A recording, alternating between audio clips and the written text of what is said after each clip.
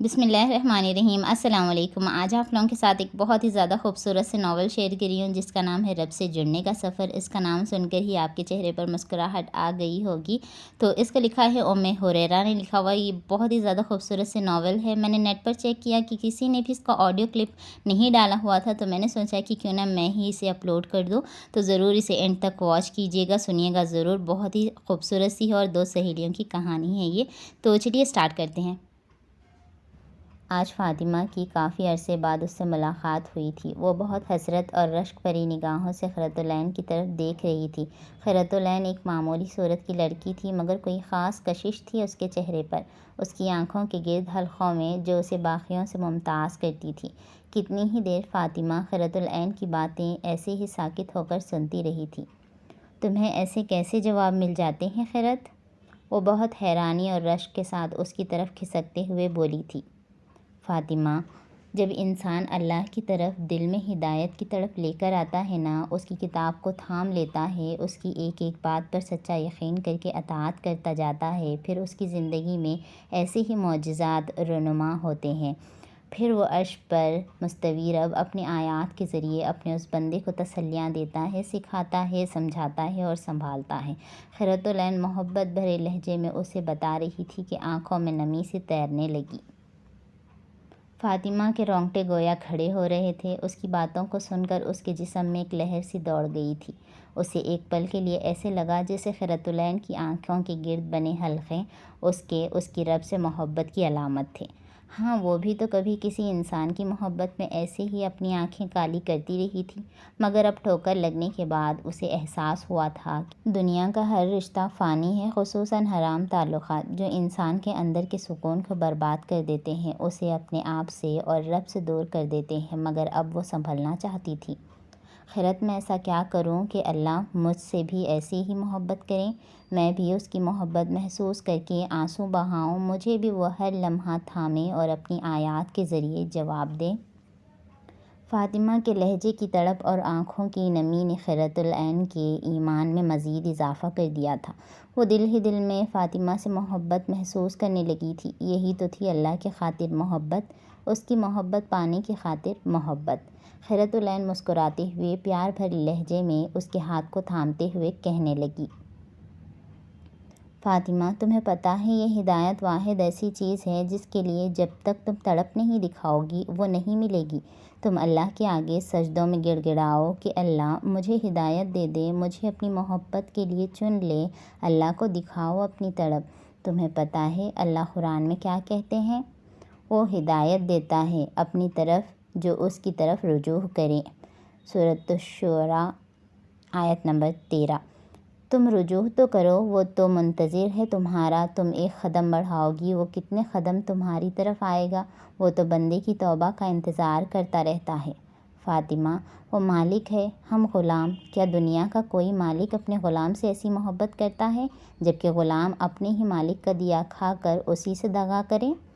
یہ ہمارا رب ہے فاطمہ، وہ ہم جیسے بے وفا غلاموں کا بھی منتظر ہے، مگر قدم تمہیں ہی بڑھانا ہوگا۔ فاطمہ حیرت سے اس کی طرف دیکھنے لگی۔ اس نے واقعی کبھی نہیں سوچا تھا کہ اللہ وہ تو اس کی غلام تھی، جیسے احسانات پر وہ جی رہی تھی، مگر بدلے میں وہ کیا کر رہی تھی؟ نمازیں کیسی تھی اس کی؟ کبھی دل کیا تو پڑھ لی، نہ کیا تو چھوڑ دی۔ سب سے ہلکا اس نے لیا ہی نماز کو تھا۔ نماز چھوڑنا اس کے لیے اتنا آسان تھا، خواہ بازار جانا ہو یا کسی کے گھر جانا ہو، کسی شادی پر جانا ہو، تھوڑی سی تھکاوٹ ہو، موڈ خراب ہو، پسندیدہ ڈرامے کی قسطوں میں ہو، سب سے پہلے نماز ہی تو چھوڑنے کا خیال آتا تھا۔ آج اسے احساس ہو رہا تھا کہ کیوں ان سب حالات میں وہ کھانا پینا، سونا یا اچھے کپڑے پہننا نہیں چھوڑتی تھی۔ کیا واقعی اس کے نزدیک اس کے مالک کا یہی مقام تھا؟ سب سے کم، پھر اگر پڑھتی بھی تو بس 2-4 ٹکرے مارتی تھی، کبھی سوچا بھی نہیں تھا کہ اللہ کے سامنے کھڑی ہو کر وہ پڑھ کیا رہی ہے۔ شرمندگی سے اس کا دل ڈوبتا جا رہا تھا۔ وہ کیسے پلٹے اب؟ کس منہ سے جائیں اس کے پاس کہ جس کی تھالی میں کھا کر چھید کرتی رہی تھی؟ وہ اس جیسی نافرمان غلام سے کیسے محبت کر سکتا تھا؟ اس کے آنسو ٹپ ٹپ بہنے لگے۔ فاطمہ کے بہتے ہوئے آنسو دیکھ کر قرۃ محبت سے آگے بڑھ کر اسے گلے سے لگا لیا۔ گلے لگتے ہی فاطمہ نے ہچکیوں سے رونا شروع کر دیا۔ خیرۃ العین ہلکی سی مسکراہٹ کے ساتھ اسے گلے سے لگائے اتنی ہی دیر تک خاموشی سے اس کی کمر کو سہلاتی رہی۔ خیرۃ العین بھی اسی راستے سے گزر کر آئی تھی، وہ سمجھ سکتی تھی کہ فاطمہ کس کرب سے گزر رہی ہے۔ بعض اوقات انسان کو واقعی کوئی ایسا ساتھ چاہیے ہوتا ہے جو اس کے اندر کے اٹھتے ہوئے شور کو خاموش بہتے ہوئے آنسوؤں سے سمجھ جائے۔ ایسا ساتھ جسے میسر ہو وہ بہت خوش قسمت انسان ہے۔ خیرۃ العین جانتی تھی کہ فاطمہ کو وقت چاہیے، اسی لیے وہ خاموش رہی، یہاں تک کہ فاطمہ نے روتے ہوئے پوچھا، خیرت، کیا اللہ مجھے معاف کر دیں گے؟ میں نے اتنے بڑے بڑے گناہ کیے ہیں، میں نے اپنی ساری زندگی اس کی نافرمانی میں گزار دی ہے، مجھے اپنا کوئی ایسا نیکی کا کام یاد نہیں جس کی قبولیت کا مجھے یقین ہو، وہ کیسے معاف کریں گے مجھے؟ فاطمہ کے لہجے کی ندامت دیکھ کر خیرۃ العین نے اسے خود سے جدا کیا اور اس کا روتا ہوا گلابی چہرہ اپنے دونوں ہاتھوں میں تھامتے ہوئے کہنے لگی، اللہ کیسے معاف نہیں کریں گے چندا، وہ بہت غفور الرحیم ہے۔ انسان جب اپنے دل میں سچی ندامت لے کر اس کے حضور توبہ کرتا ہے نا، اپنے گناہوں کا اعتراف کر کے اس سے معافی مانگتا ہے، اس گناہ والی زندگی کو چھوڑ دیتا ہے، تو اللہ خود بڑھ کر اسے تھامتے ہیں۔ مگر خیرت، میرے گناہ کوئی چھوٹے گناہ تو نہیں ہے نا؟ فاطمہ اس بات کی مزید دہانی چاہتی تھی کہ کیا اللہ اسے واقعی معاف کر دیں گے؟ اچھا رکو، میں تمہیں کچھ دکھاتی ہوں۔ خیرۃ العین جانتی تھی کہ فاطمہ کو کیسے یقین دلایا جا سکتا ہے۔ وہ اٹھ کر اپنی الماری کی طرف گئی اور اس میں سے اپنا قرآن نکالنے لگی۔ وہ سفید، نفیس اور خوبصورت جلد والا قرآن تھا جس کو دیکھ کر ہی محسوس ہو رہا تھا کہ اس کی بہت محبت سے حفاظت کی گئی ہے۔ فاطمہ ٹکٹکی باندھے اس قرآن کو دیکھے جا رہی تھی۔ وہ یاد کرنے کی ایک ناکام کوشش کرنے لگی کہ اس نے آخری بار قرآن کب پکڑا تھا۔ فاطمہ، تم مجھ سے پوچھ رہی تھی نا کہ مجھے کیسے یہ کتاب میرے سوالوں کے جواب دیتی ہے؟ یہ دیکھو۔ خیرۃ العین نے قرآن کھولا اور فاطمہ کے سامنے کر دیا۔ لو تمہارا پہلا سوال کا جواب۔ خیرت، میرا وضو نہیں ہے۔ فاطمہ شرمندہ ہوئی۔ کوئی بات نہیں، تم ایسے ہی دیکھ لو چندا، میں نے پکڑا ہوا ہے، خیرۃ العین نے مسکراتے ہوئے نرمی سے کہا۔ فاطمہ نے بہت سے دیندار لوگ دیکھے تھے، وہ ہمیشہ ان کے بارے میں ایک بدگمانی کا شکار رہی تھی کہ یہ لوگ بس خود کو ہی بڑا نیک سمجھتے ہیں، مگر آج اسے ایسا محسوس ہو رہا تھا کہ اس کا یہ گمان درست نہیں تھا۔ سب لوگ ایک جیسے نہیں ہوتے، یہ تو اس کی اپنے دین سے دوری کی ندامت تھی جس کی وجہ سے وہ دیندار لوگوں کا سامنا کرنے سے کتراتی تھی۔ واقعی کچھ باتوں کو سمجھنے کے لیے وقت درکار ہوتا ہے، کچھ حقیقتیں وقت سے پہلے آشکار ہو جائیں تو شاید اپنی قیمت کھو دیں۔ کچھ جذبات کی حقیقت بھی ایسی ہی ہوتی ہے، ان کی اصلیت ایک وقت کے بعد پتہ چلتی ہے۔ وہ اب بھی شرمندہ سی تھی۔ تو کیا واقعی مجھے بھی جواب دے گی یہ کتاب؟ کیا میں واقعی اس لائق ہوں؟ فاطمہ انہی سوچوں میں گم تھی کہ اس کی نظریں قرآن پاک کے کھلے صفحے پر جا کر ٹھٹک گئی۔ فاطمہ ایک امیر گھرانے سے تعلق رکھتی تھی، ایسا گھرانہ جہاں بس ظاہری اور رسمی اسلام تھا کہ دل کیا تو کوئی نماز روزہ کر لیا، دل کیا تو چھوڑ دیا، کوئی فوتگی ہوئی تو 2-3 دن قرآن پڑھا اور پھر بند کر کے ریشمی غلافوں میں اونچے شیلف پر رکھ دیا جاتا۔ کوئی فضیلت والے ایام آتے تو ادھر ادھر سے جو کوئی بتاتا، کوئی وظائف یا نوافل، وہ اہتمام سے پڑھے جاتے، یا جانے بغیر کہ اسلام میں ان کی کوئی حقیقت بھی ہے یا نہیں۔ ان کی فیملی چھوٹی سی تھی، 2 بھائی تھے، ان میں سے بڑا حیدر ڈاکٹر تھا اور ملک کے مشہور و معروف ہاسپٹل میں سرجن تھا، جبکہ دوسرا بھائی سیف ٹین ایج سے ہی بے راہ روی کا شکار ہو گیا تھا۔ والد نے ملک کے بہترین اور مہنگی یونیورسٹی میں اس کا داخلہ کروایا تھا، مگر صاحبزادے وہاں پڑھائی کے علاوہ باقی ہر کام کرنے جاتے تھے۔ فاطمہ ان دونوں بھائیوں سے چھوٹی تھی، جو کہ یونیورسٹی میں BS کی اسٹوڈنٹ تھی۔ پڑھائی میں اچھی تھی، مگر ہر ایک کے ساتھ جلدی گھلتی ملتی نہ تھی، جو اس کے ٹیسٹ کا ہوتا اس کے ساتھ اس کی فوراً بن جاتی تھی۔ خیرۃ العین اور فاطمہ دونوں کلاس فیلوز تھے، جبکہ خیرۃ العین ایک ایسے خاندان سے تعلق رکھتی تھی جہاں دن رات ایک کر کے محنت کی کمائی سے بچوں کو پڑھایا لکھایا جاتا تھا۔ وہ بہت محنتی لڑکی تھی، اس نے FSC کے بعد قرآن سیکھنے میں 2 سال لگائے تھے اور مدرسے سے فارغ ہونے کے بعد یونیورسٹی میں ایڈمیشن لیا تھا۔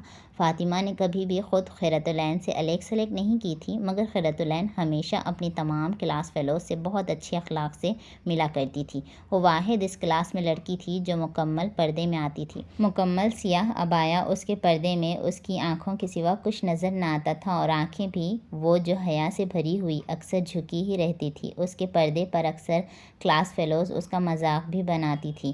کچھ نے تو اس کا نام بھی کالا کوّا رکھا ہوا تھا، مگر وہ ہمیشہ سے ہی ایسی باتوں کو اسمائل کر کے اگنور کر دیتی تھی، کیونکہ وہ جانتی تھی اسے اس کے رب نے یونیک بنایا ہے۔ تو وہ احساس کمتری کا شکار ہو کر اس دین اور ہدایت کی نعمت کی ناشکری نہیں کر سکتی تھی۔ فاطمہ نے کبھی اس کی طرف دھیان نہیں دیا تھا، مگر اب حالات نے ایسی کروٹ لی تھی کہ فاطمہ کو خیرۃ کے پاس آنا پڑا۔ فاطمہ کی نظریں قرآن پر جمی مسلسل پھیلتی جا رہی تھیں۔ اسے ایسے لگ رہا تھا کسی نے اس کا دل مٹھی میں لے لیا اور پھر مٹھی کو زور سے بھینچ لیا ہو۔ وہ اپنی ہی جگہ سن کر ہی رہ گئی تھی۔ واقعی اس کے ابھی تھوڑی دیر پہلے ہی کیے ہوئے سوالوں کا جواب اس کے سامنے موجود تھا۔ ایسا کیسے ہو سکتا تھا؟ اس نے تو کبھی قرآن کو ایسا سمجھا ہی نہیں تھا۔ اس نے تو بچپن سے یہی سیکھا تھا کہ اس قرآن کو ثواب حاصل کرنے کے لیے پڑھا جاتا ہے، اس کا ادب اتنا کرنا ہے کہ اس کو اپنے پیچھے نہیں کرنا۔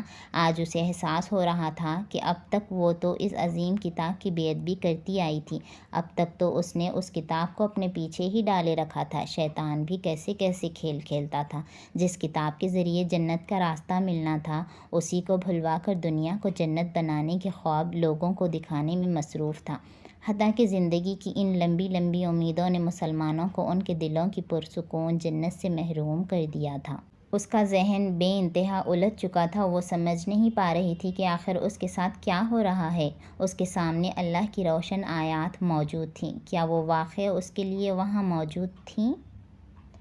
اے پیغمبر، میری طرف سے لوگوں کو کہہ دو کہ اے میرے بندوں، جنہوں نے اپنی جانوں پر زیادتی کی ہے، خدا کی رحمت سے نا امید نہ ہونا۔ خدا تو سب گناہوں کو بخش دیتا ہے اور وہ تو بخشنے والا مہربان ہے۔ اپنے رب کی طرف رجوع کرو اور اس کے فرما بردار ہو جاؤ، اس سے پہلے کہ تم پر عذاب آ جائے، پھر تم کوئی مدد نہ کیے جاؤ۔ سورۃ الزمر آیت نمبر 53 اور 54۔ وہ جیسے جیسے آیات کا ترجمہ پڑھتی جا رہی تھی، اس کی دھڑکنیں تیز ہوتی جا رہی تھیں، آنکھیں پھر سے ابلنا شروع ہو گئی تھیں، گرم گرم آنسو اس کے چمکتے گلابی چہرے پر بہنے لگے۔ خیرت، کیا واقعی اللہ نے مجھے جواب دیا ہے؟ اس کی آواز کی کپکپاہٹ خیرۃ بخوبی محسوس کر رہی تھی۔ بالکل فاطمہ، اگر اس نے تمہیں ایسے ہی سنبھالنا ہوتا تو سوچو کیوں تمہیں یہاں لے کر آئے؟ کیوں تم نے مجھ سے وہ سب کہا جو بہت کم لوگ کہنے کی ہمت کرتے ہیں؟ کیوں قرآن کی انہی آیات میں تمہارے جواب تھے؟ یہ اتفاق تو نہیں ہے فاطمہ، یہ سب اس پیارے رب کی پلاننگ ہے۔ فاطمہ کے چہرے کا رنگ فخ ہو چکا تھا۔ اس نے کبھی اللہ کے بارے میں ایسا نہیں سوچا تھا، یا شاید کبھی اللہ کے بارے میں کچھ سوچا ہی نہ تھا۔ کیا یہ سب واقعی اس کی پلاننگ تھی؟ جن حالات سے وہ گزر کر یہاں تک آئی تھی، کیا چاہ رہے تھے اللہ اس سے؟ اسے اب اس سوال کا جواب چاہیے تھا۔ بہت کچھ تھا جو اس کے اندر کچے دھاگوں کی مانند الجھتا جا رہا تھا۔ وہ مزید وہاں رکنے کی پوزیشن میں نہ تھی۔ اب اسے یہاں سے جانا تھا، کسی ایسی جگہ جہاں بس وہ اپنے رب کے سامنے کھل کر رو سکے۔ تمہارا بہت بہت شکریہ خیرت، تم نہیں جانتی آج تم نے مجھے کیا دیا ہے، میں تمہارا یہ احسان کبھی نہیں چکا پاؤں گی۔ فاطمہ نے کھڑے ہو کر آنسو صاف کرتے ہوئے کہا۔ خیرۃ مسکراتے ہوئے اس کے گال کو تھپکتے ہوئے پیار سے بولی، ارے لڑکی، یہ سب تو تمہیں اللہ نے آج اس وقت اس جگہ دینا ہی تھا، مجھے تو بس اس نے ذریعہ بنایا ہے۔ الحمدللہ کثیرا، اللہ کا بے شمار احسان ہے ہم پر۔ یہ کیسی لڑکی تھی، کس دنیا کی تھی، کیسی عاجزی تھی اس میں؟ فاطمہ کو اسے دیکھ کر بے انتہا رشک آ رہا تھا۔ اس کے دل میں خواہش جاگی کہ مجھے بھی اللہ کی ایسی ہی پیاری بندی بننا ہے۔ یہ سوچتے ہوئے وہ بہتی آنکھوں سے مسکرا دی۔ اس کے بعد فاطمہ خیرۃ سے اس کا نمبر لے کر اس کے گھر سے نکل آئی۔ فاطمہ کے جانے کے بعد خیرۃ نے ہاتھوں میں پکڑے ہوئے قرآن کو سینے سے لگا لیا اور مسکراتے ہوئے اپنے کمرے کی کھلی کھڑکی کی طرف آئی۔ اس کے کمرے کی کھڑکی گھر کی پچھلی طرف خالی پلاٹ میں کھلتی تھی، جہاں اس نے گلی کے بچوں کے ساتھ مل کر صفائی کر کے چھوٹے چھوٹے پودے اگا رکھے تھے، ہلکی ہلکی گھاس بھی اگائی تھی۔ وہ صبح یونیورسٹی جانے سے پہلے وہاں مٹی کا پیالہ پانی سے بھر کر رکھ جاتی تھی، تاکہ سارا دن جو بھی پرندہ اور جانور اس میں سے پیے، اس کے لیے وہ صدقہ لکھا جاتا رہے۔ باہر بہت سہانا موسم تھا، مغرب کا وقت ہونے ہی والا تھا۔ تیز ٹھنڈی ہوا چل رہی تھی جس کی وجہ سے درخت کی ٹہنیاں اوپر نیچے جھول رہی تھی، گویا اپنے خالق کی تسبیح کر رہی ہو۔ اسے فوراً سے وہ آیات یاد آئی جس میں اللہ نے فرمایا تھا، ساتوں آسمان اور زمین اور جو لوگ ان میں ہیں سب اسی کی تسبیح کرتے ہیں، اور مخلوقات میں سے کوئی چیز نہیں مگر اس کی تعریف کے ساتھ تسبیح کرتی ہے، لیکن تم ان کی تسبیح کو نہیں سمجھتے، بے شک وہ بردبار ہے اور غفار ہے۔ سورۃ الاسراء آیت نمبر 44۔ اس عرش پر مستوی رب کا کلام حق تھا، سچ تھا، مگر بہت کم لوگ ہی تھے جو اس کے کلام سے ہدایت لیتے تھے۔ یہ آیات یاد آتے ہی اس نے زیر لب تسبیح کرنا شروع کر دی۔ پتوں کی سرسراہٹ، چونٹیوں کی چہچہاہٹ اور غروب ہوتے ہوئے سورج سے سارا سما بہت خوبصورت لگ رہا تھا۔ کائنات کی ہر چیز کو دیکھ کر اسے اپنا رب یاد آتا تھا اور وہ دل ہی دل میں اس کی بنائی ہر چھوٹی بڑی تخلیق کو سراہتی رہتی تھی۔ ابھی بھی وہاں کھڑے کھڑے وہ یہی کر رہی تھی، زرد ہوتے آسمان کی جانب مسکراتے ہوئے دیکھ رہی تھی، گویا آسمان کے پار کہیں کسی کو محسوس کر رہی ہو۔ اسے فاطمہ پر بہت پیار آ رہا تھا۔ اسے ہمیشہ سے ہی ان لوگوں سے بہت اپنائیت محسوس ہوتی تھی جو اپنے رب کی طرف پلٹ آتے ہیں۔ وہ اپنے رب سے محبت کرتی تھی، اسی لیے اسے ہر اس انسان سے محبت تھی جو اس کے رب سے محبت کرتا تھا۔ فاطمہ بھی اس رستے پر قدم رکھ چکی تھی۔ اس کے دل سے فاطمہ کے لیے بہت دعائیں نکل رہی تھی کہ اللہ اس کے دل کو اپنے لیے خاص کر دے، اسے اپنی طرف کھینچ لائیں، اسے اپنے خاص بندوں میں شامل کر لیں۔ ابھی یہ سب سوچ ہی رہی تھی کہ دور پار سے اسے مغرب کی اذانیں سنائی دی۔ وہ فوراً سے پلٹی تو اسے خیال آیا کہ اس کے ہاتھوں نے ابھی بھی قرآن کو بہت مضبوطی سے مگر محبت سے سینے سے لگایا ہوا تھا۔ وہ واپس رکھنے کے لیے الماری کی طرف بڑھ رہی تھی کہ اس نے چلتے چلتے ایسے ہی قرآن کھولا تو سامنے یہ آیات تھی، اور جب وہ لوگ اس کتاب کو سنتے ہیں جو پیغمبر محمد صلی اللہ علیہ وسلم پر نازل کی ہوئی ہے تو تم دیکھتے ہو کہ ان کی آنکھوں سے آنسو جاری ہو جاتے ہیں، اس لیے کہ انہوں نے حق بات پہچان لی، اور وہ خدا کی جانب میں عرض کرتے ہیں کہ اے پروردگار، ہم ایمان لے آئے تو ہم کو ماننے والوں میں لکھ لے۔ سورہ المائدہ آیت نمبر 83۔ اس کی دھڑکن فوراً سے تیز ہو گئی، قدم وہیں جم گئے اور آنکھیں نم ہو گئیں۔ انہیں پرنم آنکھوں سے مسکرا کر اس روشن آیات پر ہاتھ پھیرتے ہوئے کہنے لگی، اوہ فاطمہ، تم کیا جانو تمہارا رب تمہارے ان بہتے آنسوؤں کی کتنی قدر کرنے والا ہے۔ فاطمہ شہر کے اس علاقے میں پہلی مرتبہ آئی تھی۔ یہ وہ علاقہ تھا جہاں مڈل کلاس فیملیز رہتی تھیں، ایک ہی دیوار کے ساتھ جڑے گھروں میں رہنے والے آپس میں بھی جڑ کر رہنا جانتے تھے۔ فاطمہ قرۃ العین کی والدہ سے ملنے کے بعد گھر سے نکل آئی تھی۔ گلی میں بچے آپس میں کھیل رہے تھے، اسی گلی کے کونے پر چچا سلیم گاڑی میں اس کا انتظار کر رہے تھے۔ فاطمہ اپنے خیالوں میں گم چلی جا رہی تھی کہ اچانک آس پاس کھیلنے والے بچوں نے اسے سلام کیا۔ وہ حیرت سے متوجہ ہوئی، بچے سلام کرنے کے بعد دوبارہ سے کھیل میں مصروف ہو گئے تھے۔ اس نے بھی جواب دیا تو ایک بچی بھاگتی ہوئی اس کے پاس آئی، آپی آپ باجی کی دوست ہیں؟ وہ ننھی سی بچی پرجوش انداز میں پوچھ رہی تھی۔ باجی کون؟ فاطمہ نے نیچے جھکتے ہوئے پیار سے اس کا گال کھینچتے ہوئے کہا، عینی باجی، آپ ان کے گھر سے آ رہی ہیں نا؟ بچی نے قرۃ العین کے گھر کی طرف اشارہ کرتے ہوئے فاطمہ کو بتایا۔ اوہ وہ باجی، جی میں ان کی دوست ہوں، فاطمہ نے مسکراتے ہوئے کہا۔ وہ سمجھ گئی تھی کہ یہ بچے قرۃ العین کے پاس قرآن پڑھتے ہیں، اسی لیے انہوں نے اسے سلام کیا تھا۔ اسے ہی نہیں بلکہ وہ ہر آنے جانے والے کو سلام کر رہے تھے، بلکہ قرۃ العین کی طرح یونیورسٹی میں وہ بھی ایسے ہی خود آگے بڑھ بڑھ کر سب کو سلام کرتی تھی۔ اس کے اسٹوڈنٹس بھی اسی جیسے تھے۔ بچی دوبارہ سے اپنے کھیل میں مصروف ہو چکی تھی۔ فاطمہ گلی سے نکل کر گاڑی میں آ کر بیٹھ گئی اور بیٹھتے ہی چچا سلیم کو سلام کیا۔ چچا سلیم ان کے خاندان کے بہت پرانے ڈرائیور تھے۔ ان کی پوری فیملی فاطمہ کے گھر میں سرونٹ کوارٹرز میں رہتی تھی اور ان کے گھر کا سارا کام کاج کرتی تھی۔ وعلیکم السلام بیٹی، چچا سلیم حیرت سے فاطمہ کو جواب دیتے ہوئے اس کی طرف دیکھ رہے تھے، کیونکہ اس کا ایسے سلام کرنا ان کے لیے بالکل نیا تھا۔ خیریت سے اس جگہ آئی ہو بیٹی؟ پہلے تو کبھی نہیں آئیں۔ جی چچا، بس یہاں ایک دوست رہتی ہے، اس سے ملنے آئی تھی، فاطمہ یہ کہہ کر قرۃ العین کا کاغذ پر لکھا ہوا نمبر اپنے موبائل میں سیو کرنے لگی۔ چچا سلیم گاڑی گلیوں سے نکال کر مین روڈ پر لے آئے۔ دور دور سے مغرب کی اذانوں کی آوازیں آ رہی تھیں۔ دیکھو فاطمہ، میں تمہیں دوبارہ کہہ رہی ہوں، تم اس کے بارے میں سوچنا چھوڑ دو۔ وہ بندہ صرف ٹائم پاس کر رہا ہے۔ تمہیں حقیقت کیوں نہیں نظر آتی؟ علینا اس بار کچھ غصے میں آ گئی تھی۔ آنا بھی چاہیے تھا۔ کتنے ماہ ہو گئے تھے اسے فاطمہ کو سمجھاتے سمجھاتے کہ سفیان سے بچ کر رہے، وہ صرف اس کے ساتھ ٹائم پاس کر رہا ہے۔ علینا کوئی خاص مذہبی خاندان سے تعلق نہیں رکھتی تھی، مگر اس کا کردار بہت مضبوط تھا۔ اسے اپنی لمٹس کا بخوبی اندازہ تھا۔ اسے اپنے والدین کی عزت کا بھی خیال تھا کہ اگر اس کے والدین اتنی محنت اور امیدوں سے اسے اس مہنگی یونیورسٹی میں پڑھا رہے ہیں تو اسے بدلے میں ان کو دھوکہ نہیں دینا۔ اسے اپنے نفس کے لیے اپنوں کو اذیت نہیں دینی۔ اگرچہ فتنہ ہر طرف تھا، یونیورسٹی کا ماحول بے حیائی سے بھرپور تھا۔ ہر طرف لڑکے لڑکیاں کپل کی صورت میں نظر آتی تھیں۔ ایسا لگتا تھا وہاں پڑھائی سے زیادہ ایسی دوستیاں اہم تھیں۔ علینا فاطمہ سے 2 سال بڑی تھی۔ اس کی تربیت بھی ایسی ہوئی تھی کہ وہ سمجھدار تھی۔ وہ مزید فاطمہ کی اذیت کو نہیں دیکھ پا رہی تھی۔ آج بھی یونیورسٹی کے لان میں بیٹھی وہ اسے سمجھا رہی تھی۔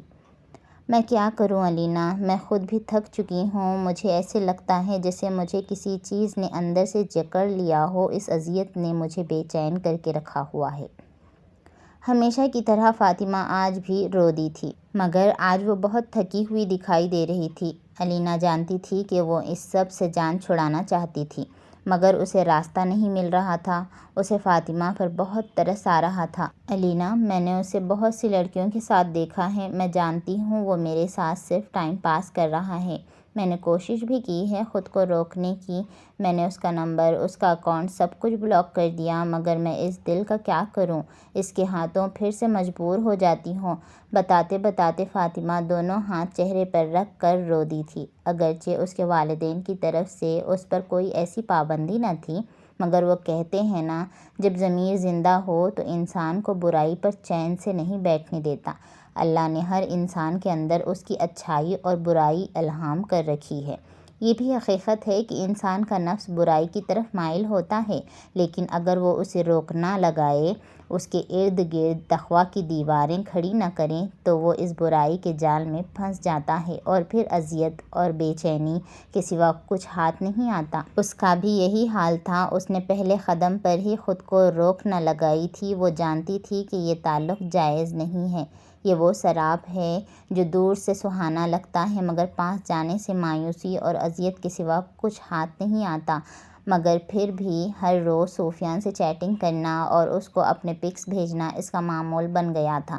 سفیان کی طرف سے ملنے والے کمنٹس اور تعریفیں اس کے نفس کو مزید موٹا کر دیتی تھیں۔ شب روز اس کے ایسے ہی گزرتے رہے تھے۔ اس کا دماغ اسی خیالوں میں جکڑا رہتا تھا۔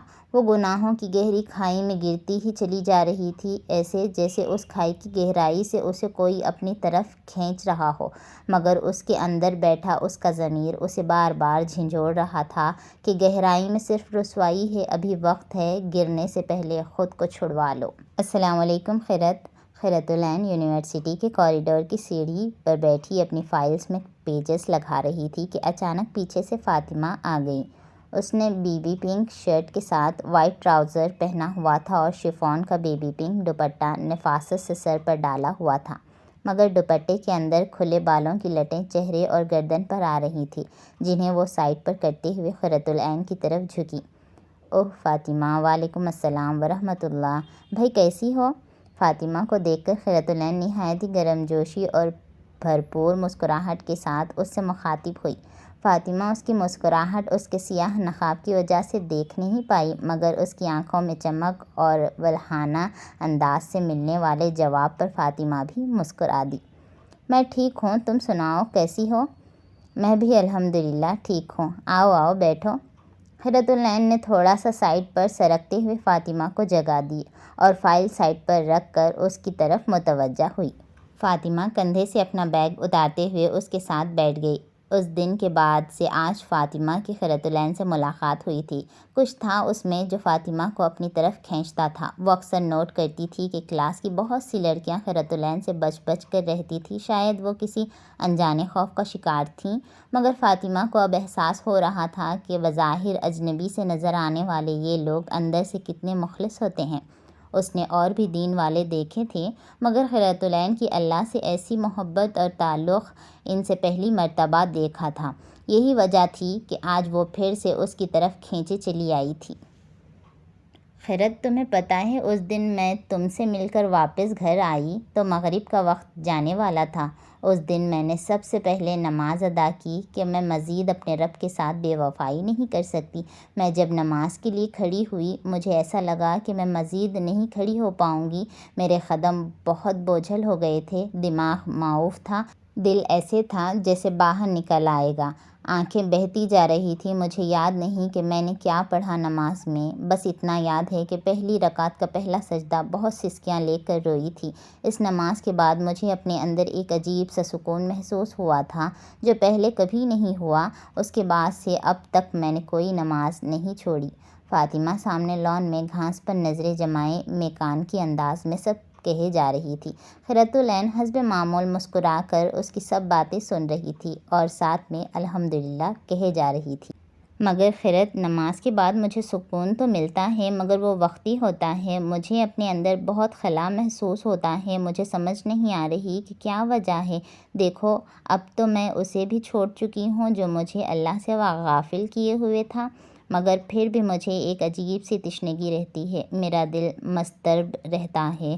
قرۃ، میں نے تو سنا تھا کہ اللہ کے ذکر سے دلوں کو سکون ملتا ہے، پھر مجھے کیوں نہیں ہر وقت وہ سکون ملتا؟ وہ روحانی سی ہو رہی تھی، ایسے جیسے اپنے آنسوؤں اور اندر کی اذیت کو مزید اندر دبا رہی ہو۔ مگر قرۃ العین سمجھ رہی تھی کہ اس کی اس بے سکونی کی کیا وجہ ہے۔ اس نے مسکرا کر کہا، فاطمہ، پتہ ہم انسانوں کی زندگی کا انحصار روح اور جسم دونوں پر ہے۔ اگر یہ روح ہمارے جسم سے نکل جائے نا تو یہ جسم بیکار ہے، یعنی ہماری زندگی کا اہم ترین پارٹ ہماری روح ہے جس کا ہم نے بہت خیال رکھنا ہے۔ مگر آج کی اس ظاہریت پرستی کی دنیا میں ہم نے ظاہری جسم کو تو بہت توجہ دی ہے مگر اپنے اندر کی نظر نہ آنے والی روح کو بالکل اگنور کر دیا۔ یہی وجہ ہے کہ خوبصورت جسموں میں بے چین دل دھڑکتے ہیں۔ لوگوں کو لگتا ہے کہ وہ ظاہری کھیل کود اور ہنسی مذاق سے خود کو خوش رکھ سکتے ہیں مگر یہ بالکل غلط ہے۔ آپ کے جذبات کا تعلق آپ کے دل سے ہوتا ہے اور دل کا تعلق روح سے ہوتا ہے۔ اس روح کی ضروریات پوری کرنے سے ہی انسان کو سکون مل سکتا ہے۔ مگر قرۃ، میں تو اب نماز پڑھتی ہوں، دعائیں بھی مانگتی ہوں، کیا اس سے میری روح کی ضرورت پوری نہیں ہو رہی؟ فاطمہ اس کی باتیں سن کر حیران سی تھی۔ فاطمہ، دیکھو نماز فرض ہے، یہ بالکل ہماری روح کی ضرورت ہے، مگر صرف نماز پڑھنا کافی نہیں ہے۔ تم خود بتاؤ، ہم سارا دن صرف کھانا کھائیں، پانی نہ پئیں، کیا اس سے ہماری ضرورت پوری ہوگی؟ فاطمہ نے نفی میں سر ہلایا۔ بالکل اسی طرح ہمارے لیے نماز کے ساتھ اور بھی کام بہت ضروری ہیں جو ہماری روح کی ضرورت پوری کریں گے۔ نماز میں تم اللہ سے سرگوشی کرتی ہو، مگر کیا تمہیں معلوم ہوتا ہے کہ اللہ تم سے کیا چاہ رہے ہیں؟ فاطمہ نے پھر سے اداسی کے ساتھ سر نفی میں ہلایا۔ یہی وجہ ہے کوئی بھی تعلق تب تک فائدہ مند نہیں ہے جب تک یک طرفہ ہو۔ تمہیں اللہ کے ساتھ تعلق قائم کرنا ہے تو سب سے پہلے خود پر کام کرنا ہوگا۔ فاطمہ کے لیے یہ سب باتیں بہت گہری مگر نئی تھیں۔ اسے ایسے لگ رہا تھا جیسے اس کے ذہن سے پردے چھٹتے جا رہے ہوں۔ اسے واقعی اب اپنا مسئلہ سمجھ آنے لگا۔ اسے جاننا تھا کہ اللہ اس سے کیا چاہ رہے ہیں۔ تو ٹھیک ہے، ابھی ہم یہیں پر اینڈ کرتے ہیں۔ ویڈیو بہت کافی لمبی ہو جائے گی تو سننے میں آپ لوگوں کو مزہ نہیں آئے گا۔ اگلا ایپیسوڈ میں آپ لوگوں کے ساتھ اور جو کچھ ہوگا، ان دونوں کی جو بھی باتیں ہوتی ہے وہ سب کو شیئر کروں گی۔ تب تک کے لیے آپ اگلی ویڈیو کا انتظار کیجیے گا۔ مجھے تو بہت زیادہ مزہ آ رہا ہے اس ناول کو پڑھ کر کے، تو آپ کو بھی سننے سے بہت مزہ آ رہا ہوگا، امید ہے کہ۔ تو دونوں سہیلیوں کی جو بھی باتیں ہوتی رہے گی انشاءاللہ ہم آگے کنٹینیو کریں گے۔ تب تک کے لیے آپ ویڈیو کو لائک اور چینل کو سبسکرائب لازمی کر لیجیے گا۔ اگر پسند آتی ہے تو دوستوں میں شیئر بھی کر سکتے ہیں۔ چلیے اپنا بہت سارا خیال رکھیے گا، مجھے اپنی دعا میں یاد رکھیے گا۔ چلتی ہوں، اللہ حافظ۔